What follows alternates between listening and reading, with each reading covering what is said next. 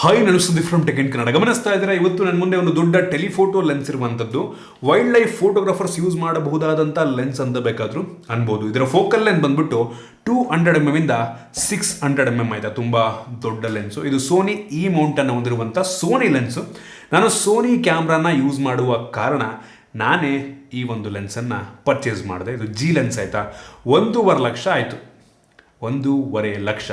ಇದು ಸೋನಿದು most affordable telephoto lens ಅಂತ ಬೇಕಾದರೂ ಅನ್ಬೋದು. ಏನು ಗುರು ಇದು 1.5 ಲಕ್ಷ ಅಂತ ಇದ್ದಾನೆ, ಮೋಸ್ಟ್ ಅಫೋರ್ಡಬಲ್ ಅಂತ ಕೂಡ ಅಂತ ಇದ್ದಾನೆ ಅಂತ ಅನ್ಕೋತಾ ಇದ್ದೀರಾ. ಅದ್ರ ಬಗ್ಗೆ ಆಮೇಲೆ ಮಾತನಾಡ್ತೀನಿ. ಇದು ಒಂಥರ ನೋಡೋಕೆ ಹೋದರೆ ಸೋನಿಯಲ್ಲಿ one of the most affordable telephoto lens.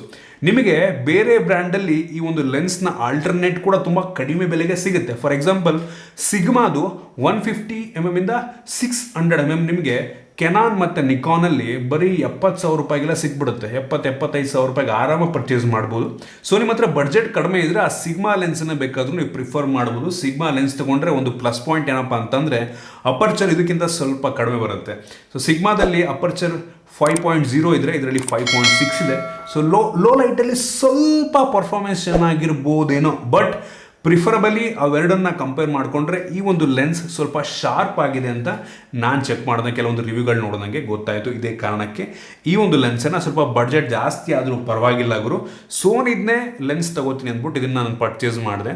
ನಾನು ಯೂಸ್ ಮಾಡ್ತಿರುವಂಥ ಕ್ಯಾಮ್ರಾ ಸದ್ಯಕ್ಕೆ ನನ್ನಲ್ಲಿರುವಂಥದ್ದು ಕ್ರಾಪ್ ಸೆನ್ಸಾರ್ ಕ್ಯಾಮ್ರಾಗಳೆರಡು ಕೂಡ ಎರಡು ಸೋನಿ ಕ್ಯಾಮ್ರಾಗಳಿದ್ದಾವೆ. ಒಂದು ಸೋನಿ A6400 ಮತ್ತು ಇನ್ನೊಂದು ಸೋನಿ ZV-E10. ನಾನೇನು ಶೂಟ್ ಮಾಡ್ತಾ ಇದ್ದೀನಿ ಅದು A6400. ನಾನಿವತ್ತು ಈ ಒಂದು ವಿಡಿಯೋದಲ್ಲಿ ನಾನು ತೆಗೆದಂಥ ಕೆಲವೊಂದು ಫೋಟೋ ಸ್ಯಾಂಪಲ್ಸ್ನ ನಿಮಗೆ ತೋರಿಸ್ತಾ ಇದ್ದೀನಿ. ಈ ಎಲ್ಲ ಶಾರ್ಟ್ಸನ್ನು ಕ್ರಾಪ್ ಸೆನ್ಸಾರ್ನಲ್ಲೇ ಶೂಟ್ ಮಾಡಿರುವಂಥದ್ದು. ನಾನು ಕ್ರಾಪ್ ಸೆನ್ಸಾರ್ನಲ್ಲೇ ಸೋನಿ A6400ನಲ್ಲಿ ನಾನು ಶೂಟ್ ಮಾಡಿರುವಂಥದ್ದು. ಆ ಸ್ಯಾಂಪಲ್ ನೋಡಿ ನೀವು ಜಡ್ಜ್ ಮಾಡ್ಬೋದು ಲೆನ್ಸ್ ಹೆಂಗಿದೆ ಅಂತ. ನಾನು ಫುಲ್ ಫ್ರೇಮ್ ಕ್ಯಾಮ್ರಾನ ತೊಗೊಬೇಕು ಅಂತ ಅಂದ್ಕೊಂಡಿದ್ದೀನಿ. ಯೂಶ್ವಲಿ ಒಂದು ಲೆನ್ಸನ್ನು wildlife photographers, sports photography ಮಾಡುವಂಥವ್ರು ಯೂಸ್ ಮಾಡ್ತಾರೆ. ಅವರೆಲ್ಲರೂ ಕೂಡ ಫುಲ್ ಫ್ರೇಮ್ ಕ್ಯಾಮ್ರಾ ಯೂಸ್ ಮಾಡ್ತಾರೆ, ಸೋನಿ A1, A9 ಎಲ್ಲ. ಅಟ್ಲೀಸ್ಟ್ ನಾನು ಸೋನಿದು A7 Mark IV ಅಥವಾ ರೀಸೆಂಟಾಗಿ ಲಾಂಚ್ ಆಗ್ತಿರುವಂಥ ಸೋನಿ A7R5 ಪರ್ಚೇಸ್ ಮಾಡಬೇಕು ಅಂತ ಅನ್ಕೋತಾ ಇದ್ದೀನಿ. ಕಾದ್ ನೋಡೋಣ, ಆ ಟೈಮ್ ಬಂದಾಗ ಪರ್ಚೇಸ್ ಮಾಡಿದಕ್ಕೂ ಕೂಡ ವಿಡಿಯೋ ಮಾಡ್ತೀನಿ. ಈ ಒಂದು ಬಾಕ್ಸ್ ಒಳಗೆ ಒಂದು ಲೆನ್ಸ್ನ ಜೊತೆಗೆ ಒಂದು user manual, quick start guide ಮತ್ತು ವಾರಂಟಿ ಕಾರ್ಡ್ ಎಲ್ಲ ಕೊಟ್ಟಿದ್ದಾರೆ. ಅದರ ಜೊತೆಗೆ ಒಂದು ನೆಕ್ಕಿಂದು ಬೆಲ್ಟು, ಇದನ್ನು ನಾವು ಡೈರೆಕ್ಟಾಗಿ ಒಂದು ಲೆನ್ಸಿಗೆ ಹಾಕೊಬೋದು. ನಂತರ ಇದ್ರ ಒಳಗಡೆ ಒಂದು ಲೆನ್ಸ್ ಕವರ್ ಇದೆ. 95mm ದೊಡ್ಡ ಲೆನ್ಸ್ ಕವರ್ ಆಯಿತಾ, ಹೆವಿ ದೊಡ್ಡದಾಗಿದೆ. ಇದಕ್ಕೇನಾದರೂ ಫಿಲ್ಟರ್ ಏನಾದರೂ ತೊಗೋಬೇಕು ಅಂತಂದರೆ ಕಾಸ್ಟ್ ಹೆವಿ ಜಾಸ್ತಿ ಆಗುತ್ತೆ.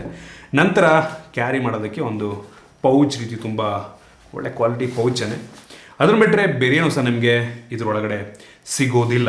ಇನ್ನು ಡೈರೆಕ್ಟಾಗಿ ಇದರ ಬಿಲ್ಡ್ ಕ್ವಾಲಿಟಿ ಬಗ್ಗೆ ಮಾತನಾಡಬೇಕು ಅಂತಂದರೆ metallic housing, zoom, internal zooming ಇದು ಆಯಿತಾ. ಎಷ್ಟೋ ಲೆನ್ಸ್ಗಳು ನೋಡಿರ್ತೀರ, ನೀವು ಝೂಮ್ ಮಾಡಿದಾಗ ಲೆನ್ಸ್ ಮುಂದಕ್ಕೆ ಹೋಗುತ್ತೆ. ಸೊ ಆ ರೀತಿಯಲ್ಲ, ಇದ್ರ ಒಳಗಡೆ ಇರುವಂಥದ್ದು ಇಂಟರ್ನಲ್ ಝೂಮಿಂಗು. ಅದೊಂದು heavy plus point. Weather sealing ಕೂಡ ನಿಮಗೆ ಸಿಗ್ತಾ ಇರುವಂಥದ್ದು. ಮೆಟಲ್ ಬಾಡಿ, ಹೆವಿ ವೆಯ್ಟ್ ಇದೆ, ಸಖತ್ ವೆಯ್ಟ್ ಇದೆ ಒಂದು ಲೆವೆಲ್ಗೆ. ನೀವು ಶೂಟ್ ಮಾಡ್ತಿರ್ಬೇಕಾದ್ರೆ ಬರ್ಡ್ ಫೋಟೋಗ್ರಫಿ, ಸ್ಪೋರ್ಟ್ಸ್ ಫೋಟೋಗ್ರಫಿ ಮಾಡ್ತಿರ್ಬೇಕಾದ್ರೆ ಒಂದೇ ಕೈಲಿ ಹಿಡ್ಕೊಂಡು ಶೂಟ್ ಮಾಡುವಂಥದ್ದು ನಿಮಗೆ ಭಾರ ಅನಿಸುತ್ತೆ, ಹೆವಿ, ಜಾಸ್ತಿ ಶೂಟ್ ಮಾಡೋದಕ್ಕಾಗಲ್ಲ.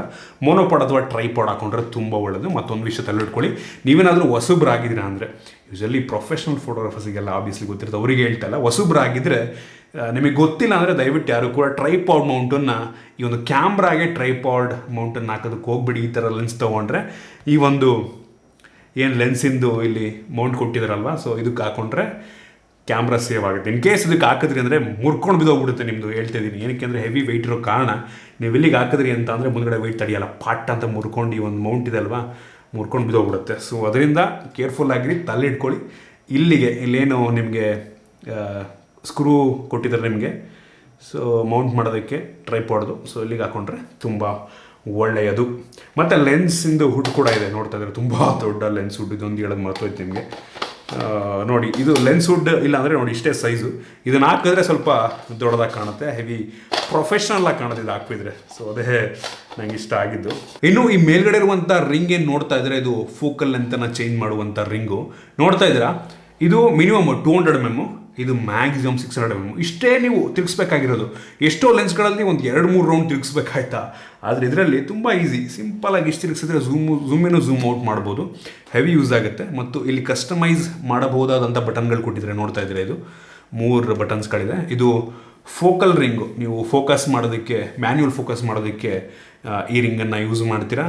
ನಂತರ ಇಲ್ಲಿ ಆಟೋ ಫೋಕಸ್, ಮ್ಯಾನ್ಯುವಲ್ ಫೋಕಸನ್ನು ಈ ಒಂದು ಲೆನ್ಸಲ್ಲೇ ಕೊಟ್ಟಿರುವಂಥ ಬಟನ್ನಲ್ಲಿ ನೀವು ಸ್ವಿಚ್ ಮಾಡ್ಬೋದು.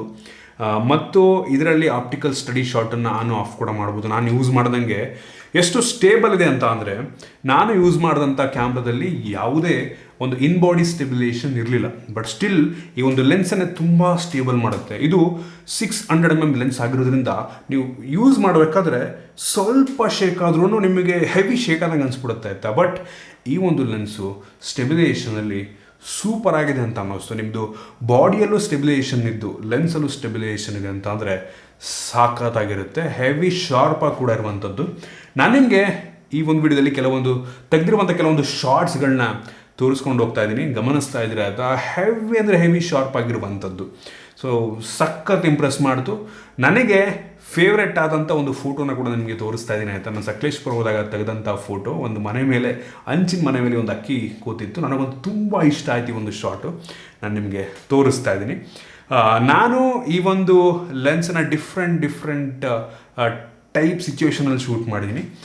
ನಾನು ಹೆವಿ ವೆಯ್ಟ್ ಮಾಡ್ತಾ ಇದ್ದಿದ್ದು ಈ ಒಂದು ಲೆನ್ಸಲ್ಲಿ ಶೂಟ್ ಮಾಡೋದಕ್ಕೆ ಆಸ್ಟ್ರೋ ಫೋಟೋಗ್ರಫಿ, ಅಂದರೆ ಚಂದ್ರನ್ನ ಕೂಡ ಶೂಟ್ ಮಾಡಿದ್ದೀನಿ, ಗಮನಿಸ್ತಾ ಇದ್ದೀರಾ, ತೋರಿಸ್ತಾ ಇದ್ದೀನಿ. ಅದರಲ್ಲಿರುವಂಥ ಪೋರ್ಸ್ಗಳು, ಅದರಲ್ಲಿರುವಂಥ ಮಾರ್ಕ್, ಚಂದ್ರನ ಮೇಲಿರುವಂಥ ಮಾರ್ಕ್ಗಳು ಕೂಡ ನಾವು ತುಂಬ ಕ್ಲಿಯರಾಗಿ ನೋಡ್ಬೋದು. ನಮ್ಮ ಬರಿಗಣ್ಣಿಗೆ ಕಾಣೋದಿಲ್ಲ, ಅದು ಈ ಲೆನ್ಸಲ್ಲಿ ಕಂಪ್ಲೀಟ್ ಕ್ಯಾಪ್ಚರ್ ಮಾಡ್ಬೋದು. ಆಬ್ವಿಯಸ್ಲಿ 1.5 ಲಕ್ಷ ಕೊಟ್ಟಿಲ್ವಾ, 600 mm. ಇದು ಕ್ರಾಪ್ ಸೆನ್ಸರ್ ಆಗಿರೋದ್ರಿಂದ ಇನ್ನೂ ಎಕ್ಸ್ಟ್ರಾ ಝೂಮನ್ನು ನಮಗೆ ಆ್ಯಡ್ ಮಾಡುತ್ತೆ. 1.5 ಕ್ರಾಪ್ ಅನ್ಕೋತೀನಿ, 1.5 1.6 ಕ್ರಾಪ್ ಇರಬೇಕಿದು. ಸೊ ನಿಮಗೆ 1.5 ಅಥವಾ 1.6 × 600 mm ಅಂತ ಅಂದರೆ ಹತ್ತಿರ 900 mm ಲೆನ್ಸ್ ರೀತಿ ಇದು ಕೆಲಸವನ್ನು ಮಾಡುತ್ತೆ ಕ್ರಾಪ್ ಸೆನ್ಸಾರ್ನಲ್ಲಿ. ಫುಲ್ ಫ್ರೇಮ್ ಇದ್ದರೆ ಕ್ಲಾರಿಟಿ ನಿಮಗೆ ಚೆನ್ನಾಗಿ ಬರುತ್ತೆ. ಯೂಶಲಿ ಹೇಳಿದ್ನಲ್ಲ, ನಾನು ನೆಕ್ಸ್ಟ್ ತಗೋತೀನಿ.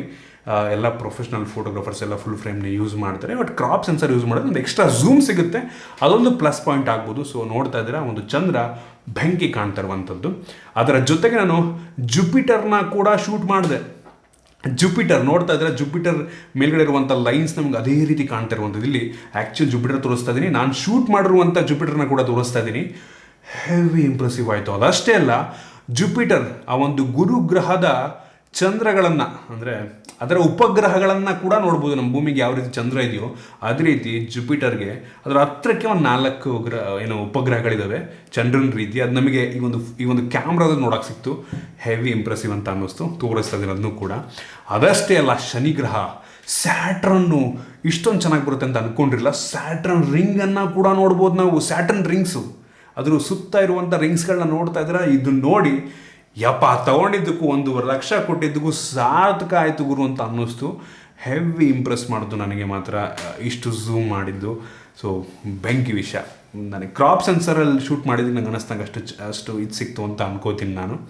ಏನಿಲ್ಲ, ನೀವು ಫುಲ್ ಫ್ರೇಮಲ್ಲೂ ಕೂಡ ಕ್ರಾಪ್ ಮೋಡನ್ನು ಕೂಡ ಆನ್ ಮಾಡ್ಕೊಂಡು ಇನ್ನೂ ಝೂಮ್ ಬೇಕಾದ್ರೆ ತೊಗೊಬೋದು. ಇನ್ನು ಈ ಒಂದು ಲೆನ್ಸನ್ನು ಸುಮಾರು 15 ದಿನದಿಂದ ಯೂಸ್ ಮಾಡ್ತಾ ಇದ್ದೀನಿ ಆಯಿತಾ. ಕೆಲವೊಂದು ಬರ್ಡ್ ಫೋಟೋಗ್ರಫಿ, ಪಕ್ಷಿಗಳನ್ನು ಶೂಟ್ ಮಾಡಿದೆ. ಒಂದು ರೀತಿ ಸ್ಯಾಟಿಸ್ಫ್ಯಾಕ್ಷನ್ ಸಿಗುತ್ತೆ, ಅದು ಹೆವಿ ಖುಷಿ ಆಗುತ್ತೆ. ಕೆಲವೊಂದು ನಮಗೆ ಕಣ್ಣಿಗೆ ಕಾಣದಂಥ ಕೆಲವೊಂದು ಶಾರ್ಟ್ಸನ್ನು ನಾವು ಈ ಕ್ಯಾಮ್ರಾ ಮುಖಾಂತರ, ಒಂದು ಲೆನ್ಸ್ನ ಮುಖಾಂತರ ಶೂಟ್ ಮಾಡಿದಾಗ ಆ ಖುಷಿ ಇದೆ ಅಲ್ವಾ, ನೆಕ್ಸ್ಟ್ ಲೆವೆಲ್ ಅನ್ನಿಸ್ತು. ಆ ಎಲ್ಲ ಸ್ಯಾಂಪಲ್ಸ್ ನಾನು ನಿಮಗೆ ತೋರಿಸ್ತಾ ಇದ್ದೀನಿ. ಮತ್ತು ಆಗಲೇ ಹೇಳ್ತಾ ಇದ್ದೆ ನಾನು, ಈ ಒಂದು ಲೆನ್ಸ್ ಏನಿದೆ ಇದು ಎಂಟ್ರಿ ಲೆವೆಲ್ ಲೆನ್ಸ್ ಅಂತ, ಬಿಗಿನರ್ಸ್ ಲೆನ್ಸ್ ಅಂತ ಇದ್ದೆ. ನೀವು ತುಂಬ ಜನ ಆಶ್ಚರ್ಯ ಪಡ್ಬೋದು, 1.5 ಲಕ್ಷ ಅಂತೀಯ, ಬಿಗಿನರ್ಸ್ ಲೆನ್ಸ್ ಅಂತೀಯಲ್ಲ ಅಂತ. ಹೌದು, ಇದು ವೈಲ್ಡ್ ಲೈಫ್ ಫೋಟೋಗ್ರಾಫರ್ಸ್ಗಳು, ಎಂಟ್ರಿ ಲೆವೆಲ್ ವೈಲ್ಡ್ ಲೈಫ್ ಫೋಟೋಗ್ರಾಫರ್ಸ್ಗಳು ಯೂಸ್ ಮಾಡಬಹುದಾದಂಥ ಲೆನ್ಸ್ ಅನ್ಬೋದು. ಯೂಶಲಿ ಪ್ರೊಫೆಷ್ನಲ್ ಫೋಟೋಗ್ರಾಫರ್ಸ್ಗಳು ಈ ಒಂದು ಲೆನ್ಸನ್ನು ಯೂಸ್ ಮಾಡುವಂಥದ್ದು ಕಡಿಮೆ ಆಯಿತಾ, ಮಾಡ್ತಾರೆ ಬಟ್ ಕಡಿಮೆ. ಸಿಚುವೇಶನ್ಗೆ ತಕ್ಕಂಗೆ ಅವ್ರ ಲೆನ್ಸ್ಗಳನ್ನ ಚೇಂಜ್ ಮಾಡ್ತಾರೆ. ಯೂಶಲಿ ಪ್ರೊಫೆಷ್ನಲ್ ಫೋಟೋಗ್ರಾಫರ್ಸ್ ಎಲ್ಲ 600 mm f4.0 ಅಂತ ಒಂದು ಪ್ರೈಮ್ ಲೆನ್ಸ್ ಇದೆ, GM lens, G master lens ಸೋನಿದು, ಅದು 10 ಲಕ್ಷ ಆಗುತ್ತೆ. ಯೂಶಲಿ ನಾನು ನೋಡಿದಂಗೆ ಮೋಸ್ಟ್ ಆಫ್ ದ ಜನ ಆ ಒಂದು ಲೆನ್ಸನ್ನು ಯೂಸ್ ಮಾಡ್ತಾರೆ. ಸದ್ಯಕ್ಕೆ ಆ ಒಂದು ಲೆನ್ಸ್ನ ಬಡ್ಜೆಟ್ ನನಗೆ ಸ್ವಲ್ಪ ಜಾಸ್ತಿ ಆಯಿತು. ಆ ಕಾರಣಕ್ಕೆ ಈ ಒಂದು ಲೆನ್ಸ್ ನಾನು 1.5 ಲಕ್ಷ ಕೊಟ್ಟು ತಗೊಂಡೆ. ಬಟ್ ನಾವು ವ್ಯಾಲ್ಯೂ ಫಾರ್ ಮನಿ ನೋಡೋದಕ್ಕೆ ಹೋದರೆ ಆ ಒಂದು 10 ಲಕ್ಷ ಲೆನ್ಸ್ಗಿಂತ ಇದು ತುಂಬ ಒಳ್ಳೆಯ ಲೆನ್ಸ್ ಅಂತ ಅನ್ಬೋದು. 1.5 ಲಕ್ಷಕ್ಕೆ ಏನು ಕೊಡ್ತಾ ಇದ್ದೀವಿ, ಕಂಪ್ಲೀಟ್ ವ್ಯಾಲ್ಯೂ ಫಾರ್ ಮನಿ ಅಂತ ಅನ್ಬೋದು. ಆ ಒಂದು ಲೆನ್ಸ್ಗೂ ಈ ಲೆನ್ಸ್ಗೂ ಕಂಪ್ಯಾರಿಸನ್ ಮಾಡಬೇಕು ಅಂತ ಅಂದರೆ, ಆ ಲೆನ್ಸ್ ತುಂಬ 10 ಲಕ್ಷದ ಲೆನ್ಸ್ ಅಂದೆ ಅಲ್ವಾ, ತುಂಬ ಒಳ್ಳೆ ಲೆನ್ಸು. ಅದು ನಾವು ಝೂಮ್ ಮಾಡೋದಕ್ಕಾಗಲ್ಲ, ಅದು ಫಿಕ್ಸ್ಡ್ ಫೋಕಲ್ ಲೆಂತನ್ನು ಹೊಂದಿರುವಂಥ ಲೆನ್ಸು. F4.0 ಆಗಿರೋದ್ರಿಂದ ನಿಮಗೆ ಸ್ವಲ್ಪ ಕಡಿಮೆ ಲೈಟ್ ಇದ್ರೂ ಕೂಡ ಒಂದು ಒಳ್ಳೆಯ ಫೋಟೋ ಬರುತ್ತೆ ಮತ್ತು ಬ್ಯಾಕ್ಗ್ರೌಂಡ್ ಬೊಕ್ಕೆ ತುಂಬ ಚೆನ್ನಾಗಿ ಬರುತ್ತೆ. ಇದರಲ್ಲಿ ಅಷ್ಟೊಂದು ಬೊಕ್ಕೆ ಬರಲ್ಲ, ಬಟ್ ಆ ಒಂದು ಲೆನ್ಸಲ್ಲಿ 10 ಲಕ್ಷ ಲೆನ್ಸಲ್ಲಿ ಒಳ್ಳೆ ಬೊಕ್ಕೆ ಬರುತ್ತೆ.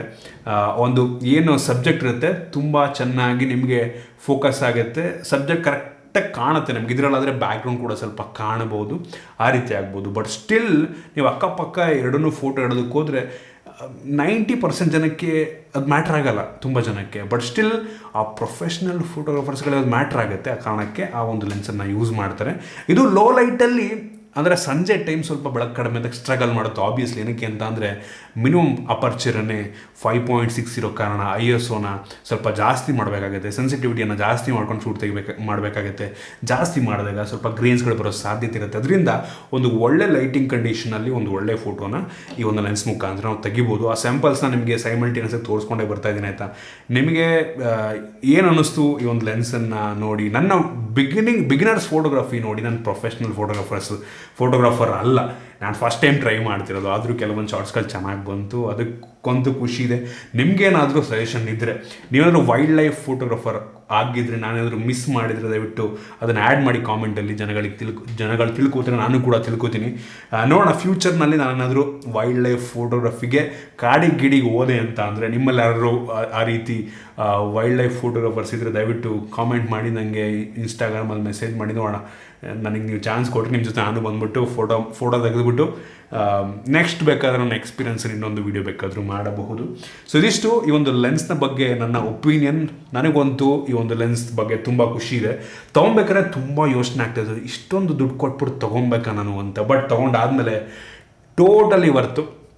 ಆ ಶಾರ್ಟ್ಸ್ಗಳು ಒಂದು ನಾನೇನು ಬೆಲೆ ಕೊಟ್ಟಿದ್ದೀನಿ ಅದಕ್ಕಿಂತ ತುಂಬ ಜಾಸ್ತಿ ವರ್ತನ ಹೊಂದಿರುವಂಥ ಶಾರ್ಟ್ಸ್ಗಳು ನನಗೆ ಸಿಕ್ಕಿದೆ ಅಂತ ಪರ್ಸ್ನಲಿ ನನಗಂತೂ ಅನ್ನಿಸ್ತಾ ಇರುವಂಥದ್ದು. ನೋಡೋಣ ಫ್ಯೂಚರಲ್ಲಿ ಇನ್ನೂ ಒಳ್ಳೊಳ್ಳೆ ಶಾರ್ಟ್ಸ್ಗಳು ತೆಗೆಯಕ್ಕೆ ಸಿಗುತ್ತೆ ಅಂತ ಅನ್ಕೋತೀನಿ. ಟ್ರಾವೆಲ್ ಮಾಡಿದಾಗೆಲ್ಲ ಇದನ್ನು ಇಟ್ಕೊಂಡು ಹೋಗ್ತಾ ಇರ್ತೀನಿ. ಸೊ